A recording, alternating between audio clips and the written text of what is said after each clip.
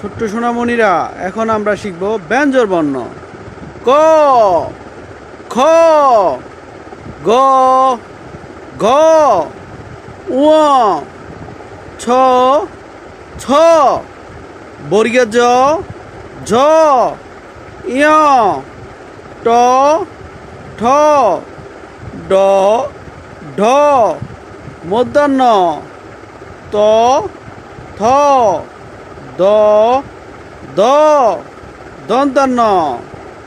আবার বলছি, ক, খ, গ, ঘ, ঙ, ছ, ছ, বর্গীয় জ, ঝ, ঞ, ট, ঠ, ঢ, ঢ, মূর্ধন্য ত, থ, ধ, ধ, দন্তান্ন।